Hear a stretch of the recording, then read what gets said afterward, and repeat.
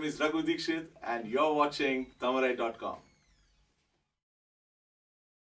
Mr. Raghu Dixit, welcome to Tamarai.com. Thank you very much Nice for to having meet me. you. Thank you for giving up And your call time me to Raghu, talk to us. not Mr. Raghu Dixit. How are you? Very good, excellent, And excellent. you have invited us to one of your studios. It's very nice. Thank you. I wish it's mine. Though a friend of ours let us use this for a small recording session, so I thought, why not interview here? Excellent. So let us start with yourself. Do you want to explain to the viewers about yourself and your style of music? Oh well, I'm from a beautiful city called Mysore, down south in India, and I grew up in a very traditional Tambram family. My dad was a Tamilian, but more or less we always spoke Kannada because we were in Mysore and lived all our lives in Karnataka. So Kannada was more the language that we spoke to each other at home and elsewhere. I studied to be a microbiologist. I did my master's in microbiology. I was a gold medalist. Stood first in my university and all that. But that's because I did whatever my parents wanted me to do first. Kept them happy, and then got a job as a scientist with SmithKline Beecham in Belgium. Okay. And that's the period when I could not ignore anymore the music bug that had bit me. That was your real passion. Yeah, I used to be a dancer though, because my father and mom's pressure to learn something classical, which is normally the pressure from parents in Tambram families. So I learned classical Bharatanatyam for almost 17 years. I did my Vidvat in Bharatanatyam from Srimati Nandinishwar. So that really kind of is my only musical background, so to say. Music because of dance. But I never learned music formally. In a way it's good, in a way it's bad. So I kind of figured out my own way of singing and playing the guitar, and people started clapping for it, so I thought I was good at it. So I stuck to it, and it's been now 12 years since I started doing that.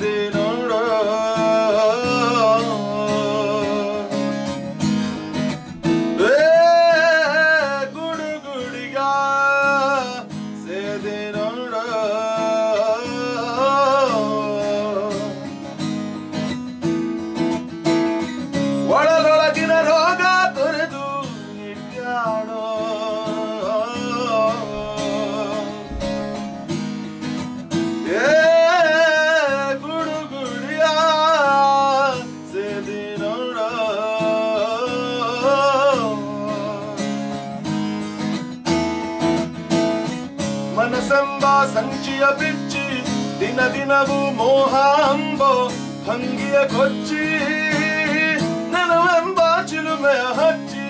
Manasemba sanchiya bichi, dina dinavu mohambo, bhangiya kochi, nanavemba chilumeya hachi. Buddhi anuvansa kendava, meleni muchi. Buddhi anuvansa kendava, meleni muchi. Gudu gudiga sedinora.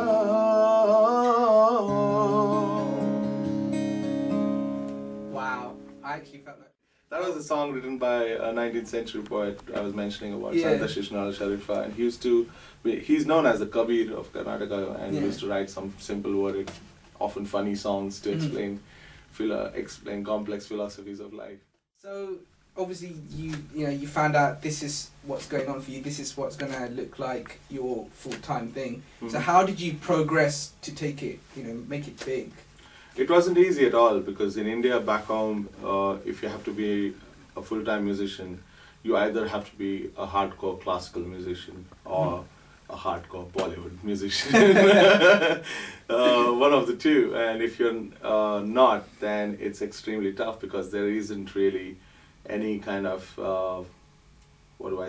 infrastructure or industry for independent music completely. Yeah. So I had to really literally dig my own road, Right. create my own scene, Yeah. create my own shows to promote myself, and then slowly it kind of picked up. But it was a very long and hard road, Okay. but it was a sure short one.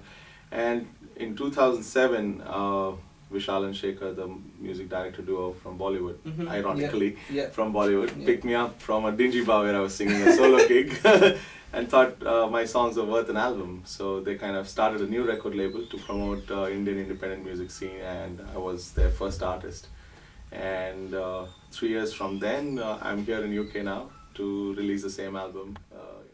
How was it like when they approached you? Mhm. What was your first feeling, your reaction? First thing was that they were not a typical record label. They were both musicians. Yeah. And they are musicians. Yeah. And their approach to me was entirely from the heart and not from the business point of view Yeah. at all. And they genuinely thought they liked my music, Mhm. and it deserved to be out. And that's it. That's what I needed. The respect Mm-hmm. that I thought my music needed, rather than a recording deal and Yeah. percentages and Yeah. royalties, etc., etc. I knew eventually it'll all come to me, but I needed someone who believed in it, and that's Yeah. what I found in Vishal and Shekhar. You worked, on some tracks, especially your debut album. Tell us more about it. Those are the collection of songs that I've written almost over 8-9 years, and, Yeah. and each song I recorded at a different period in time. Whenever I had the next bit of money to record the next musician or the next song, Yeah.